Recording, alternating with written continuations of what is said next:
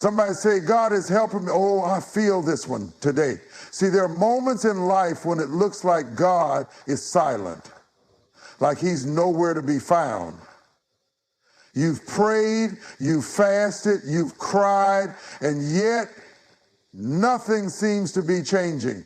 But can I tell you something? Just because you don't see it doesn't mean he's not working. I came to tell somebody today there's signs, evidence that God has been helping you all along, even in the dark, even in the valley, even when the storm was raging. Let me break it down for you. Oh, I need somebody to hear me today. That door that closed, that rejection you faced, that wasn't a failure. It was divine protection. See, sometimes we pray and ask God for direction, for blessings, for favor, and when things don't go our way, we get frustrated. We ask God, why didn't I get that job? Why did that relationship fall apart? Why did that opportunity slip through my fingers? But what if I told you that God saw something you didn't see? That's why he said no. That's why he shut it down. That's why he let them walk away. Because what you thought was a blessing was really a burden in disguise. God knows what's on the other side. See, God isn't just looking at where you are.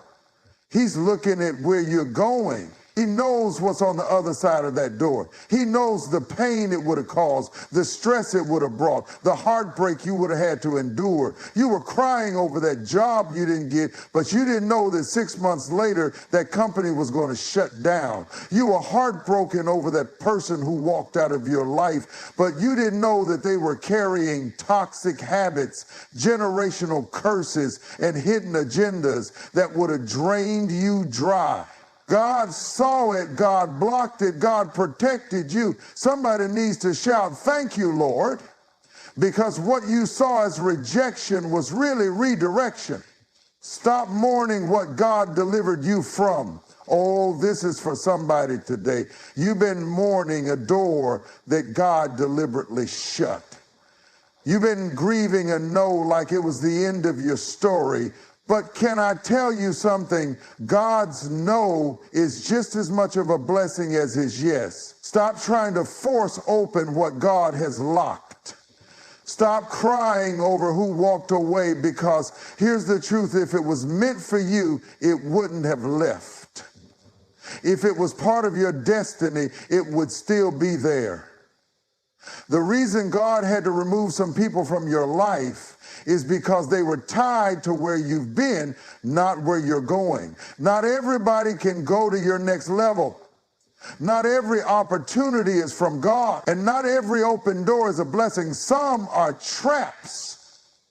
That's why you have to trust that when a door closes, it's for your good. He's making room for something greater. But here's the good news. When God closes one door, he's making room for something greater. Some of you are about to step into a season where you realize why that door had to close.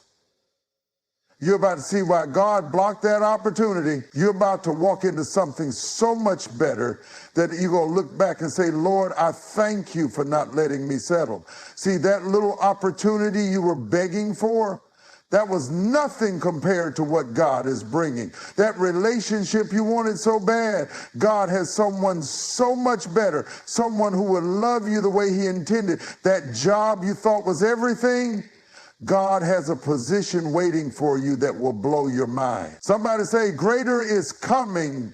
Trust his no. It's for your protection. Listen to me. You may not understand it now, but you will later. You may not see the full picture today, but trust me, when you do, you will fall on your knees and thank God for every closed door. So wipe your tears. Stop questioning. Start trusting. Because every closed door was God saying, I love you too much to let you. I love you too much to let you hurt. I love you too much to let you stay where you were. And when he finally opens the right door, the one he ordained just for you,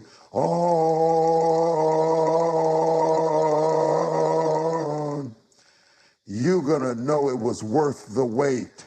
Somebody shout, thank you for closing that door. That's the full expansion, powerful, deep, and straight to the heart. Let me know if you want any tweaks or additions. Oh, somebody needs to hear this today, because I don't care how dark your situation looks, how heavy the weight feels, or how impossible the odds seem. God's favor is still on your life. Some of you have been through storms that should have broken you. You've been through pain that should have made you quit. You've walked through seasons of loss, of struggle, of confusion, but somehow, some way, you're still here.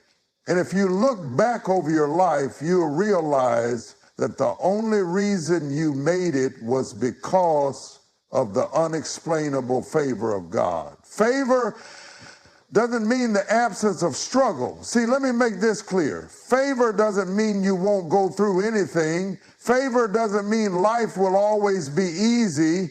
Favor doesn't mean you won't cry, won't hurt, won't face setbacks. But favor means God will step into your situation and do what you could never do on your own. Favor means that even in a famine, you will still eat. Favor means that even in a storm, you will still stand. Favor means that even when people try to block you, God will make a way out of no way. Somebody say, I got favor. When favor doesn't make sense, there are moments in life when favor will not make sense. When everything around you says you should be failing, but somehow you're still winning. When the doctor says there's no way, but God says, watch me work. Have you ever been in a situation where you didn't qualify, but you still got the job? Where you didn't have the resources, but the door still opened? Where people said you'd never make it, but God kept elevating you? That's favor. That's what happened to Joseph in the Bible. His brothers threw him in a pit. They left him for dead. He was sold into slavery, lied on, thrown in prison. But even in all of that, favor followed him. Even when life knocked him down, God raised him up. And that's a word for somebody today. Favor will find you even in the lowest place. Favor doesn't need permission. Oh, I feel this. See, when God decides to bless you, he doesn't ask for permission. He doesn't check with your past. He doesn't consult your haters. He doesn't need approval from people who don't think you deserve it. When God's favor is on you, it doesn't matter who doesn't like you. It doesn't matter who counted you out. God's hand is bigger than their opinion. Somebody ought to shout, I am favored. Your setback was a setup for favor. Some of you have been wondering, God, why did I have to go through this? Why did I have to lose that? Why did I have to struggle so much? But what if I told you that your struggle was the setup for your next season of favor? What if the pain was necessary to position you? What if the rejection was really a redirection? What if the trial you went through wasn't to destroy you, but to prepare you? Because God doesn't just bring you out, he brings you out better. When Joseph finally stepped into his purpose, he wasn't just free, he was ruling. He wasn't just restored, he was elevated. That's what God is about to do in your life. The season that almost took you out is about to be the testimony that lifts you up. Favor makes the impossible possible. Listen, I don't know what you're facing today. I don't know how hard the road has been, but I came to tell you God's favor is still on you. And if his favor is on you, it doesn't matter what's against you. Favor is what opens doors that no man can shut.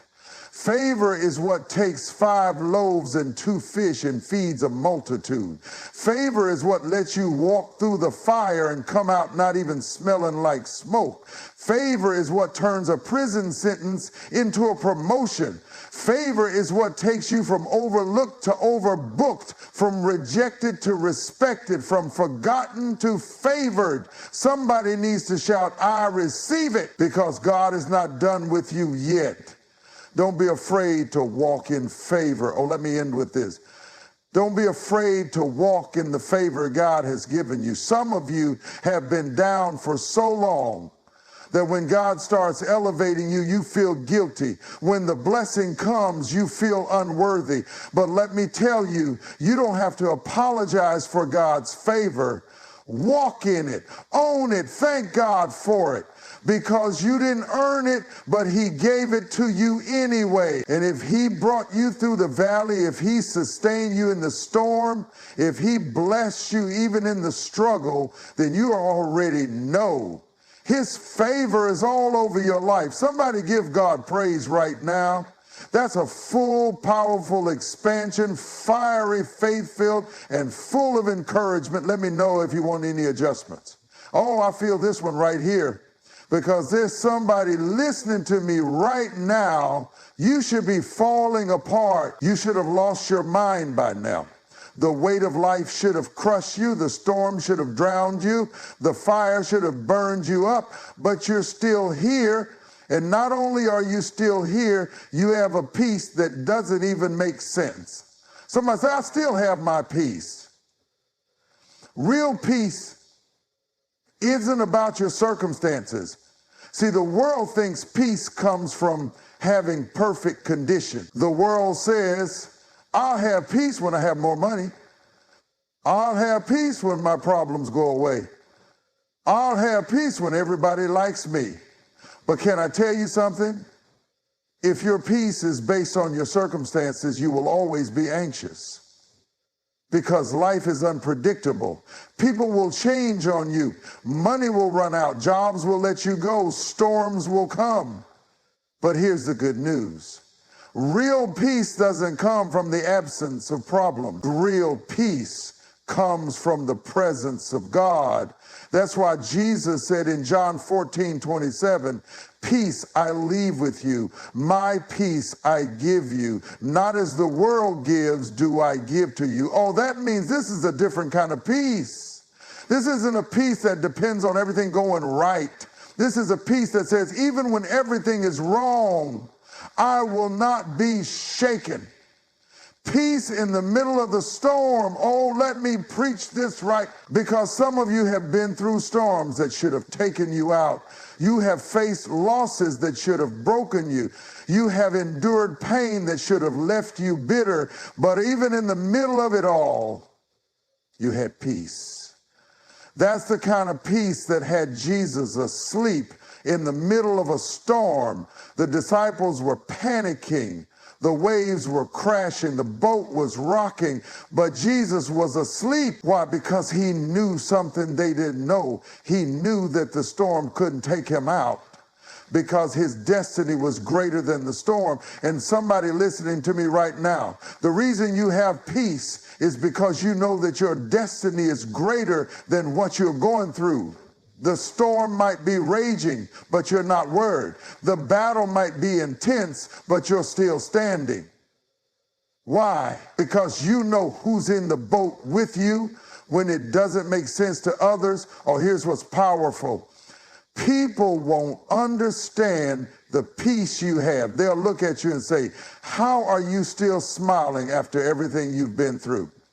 They'll wonder, how are you not panicking when you don't even know how this is going to work out? And you'll just have to tell them, this ain't regular peace. This is God's peace. When you should have been crying, you were praising. When you should have been breaking down, you were standing strong. When you should have given up, you kept pushing forward. Because his peace is not like the world's peace. Peace that guards your heart and mind, Philippians 4:6. 6, do not be anxious about anything, but in every situation by prayer and petition with thanksgiving, present your requests to God, and the peace of God, which surpasses all understanding, will guard your hearts and your minds in Christ Jesus. Did you catch that? His peace will guard you. See, there are some battles you don't even have to fight, because peace is standing guard. Anxiety tried to attack you, but peace blocked it. Depression tried to creep in, but peace wouldn't let it. Fear tried to shake you, but peace stood in the way. Oh, somebody ought to shout, I've got peace, peace in the waiting season. And let me talk to somebody who's in a waiting season right now. You've been praying, but you don't see the answer yet. You've been believing, but the door hasn't opened yet. You've been trusting, but it feels like God is silent. Let me tell you something. Peace is knowing that even when you don't see it, God is still working. Peace is saying, I don't have to rush. I don't have to stress. I don't have to manipulate things, because I trust God's timing. Isaiah 26:03 says, you will keep in perfect peace those whose minds are stayed on you, because they trust in you. So if you want to walk in peace, keep your mind on him, not on the problem, not on the negativity, not on what people are saying. Keep your mind on God, and he will keep you in perfect peace. This peace is your birthright. Let me close with this. If you are a child of God, peace is your birthright. You don't have to live in fear. You don't have to live in anxiety. You don't have to live in stress. God has already given you peace. So walk in it, own it, claim it, declare it. The same peace that kept Jesus in the storm is the same peace that will keep you. Somebody give God praise right now, because you have a peace that doesn't make sense. That's a full-length, powerful, faith-filled expansion. Let me know if you want any tweaks. Oh, somebody needs to hear this today, because you've been crying over people who walked away. You've been grieving relationships that ended, friendships that faded, connections that broke. But let me tell you something. Not everyone who starts with you is meant to finish with you.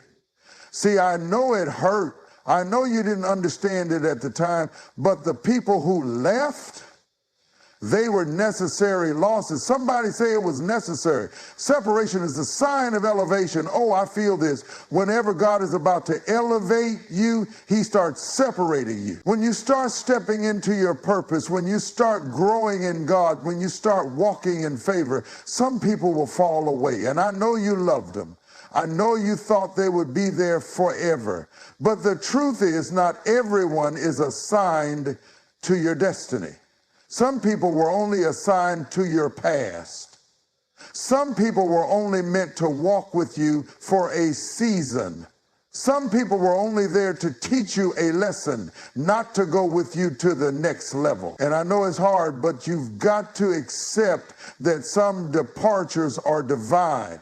Somebody shout, if they left, it was necessary. Not everyone can handle your growth.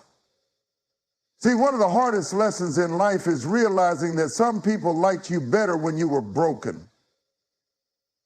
Some people were comfortable when you were struggling. Some people could handle you when you were insecure, when you were playing small, when you weren't fully walking in your calling. But the moment you started growing, the moment you started healing, the moment you started becoming the person God called you to be, oh, they started acting different. And I need you to hear me. If they couldn't handle your growth, they were never meant to go with you into your destiny. Stop trying to shrink to keep people comfortable. Stop lowering your standards just to keep certain people around. Because the truth is, when God starts elevating you, he also starts exposing who is really for you. Some of the people you thought were with you, they were only with you because of what they could get from you. Some of the people you thought loved you, they only loved what you could do for them. And when God started shifting things, when he started moving you into greater things, they disappeared. But don't be bitter. Don't hold on to anger. Just thank God that he removed the wrong people before they could destroy the right plans. Some people had to leave so you could see God clearly. Oh, this is a word right here. Some people were blocking your vision of God. You were so focused on them that you couldn't see him. You were leaning on them so much that you stopped leaning on him. So God had to let them go, not to hurt you, but to help you. Because here's what I've learned. Sometimes God will let people walk away so that you can finally see that he was the source all along. That person wasn't your provider, God was. That friend wasn't your protector, God was. That relationship wasn't your identity, God is. And when they left, you realized that God was with you the whole time. Somebody say, I still have God. Judas had to leave before the resurrection. Let me take you to the Bible for a minute. Even Jesus had people who left. Judas walked with him, talked with him, saw the miracles, sat at the table. But Judas was never truly for him. And when it was time for Jesus to step into his purpose, Judas had to go. Oh, somebody missed that. Judas had to leave before the resurrection. See, some of you have been mourning people who left. But could it be that their departure was necessary for your next season? Could it be that you couldn't rise while they were still around? Some betrayals were necessary. Some rejections were redirections. Some departures were deliverance. God had to move them because they couldn't handle the version of you that's about to rise. Your circle determines your future. Oh, I need you to hear me. Who you surround yourself with matters. If you want to grow, you can't be surrounded by people who are comfortable staying the same. If you want to walk in purpose, you can't be around people who have no vision for their life. If you want to go higher, you can't stay connected to people who only know how to pull you down. Some people left because God is making room for the right people. People who will push you, not hold you back. People who will pray for you, not prey on you. People who will celebrate your wins, not secretly hate on you. So stop mourning over who left. Start rejoicing over who's coming. The right ones will stay. Oh, let me end with this. The right people will never leave you. The ones who are truly for you, they will stand with you through the ups and the downs. The ones God assigned to your destiny, they won't be intimidated by your growth. They will celebrate it. The real ones, they won't just be there for the good times. They'll walk with you through the storms. So if they walked away, thank God for the necessary loss. If they let you go, thank God for making room. If they turned on you, thank God for revealing their true heart. Because what God has ahead of you is greater than what's behind you. Somebody give God praise right now because he knows who to remove and who to keep. That's the full power pack expansion, deep, raw, and full of truth. Let me know if you need any tweaks.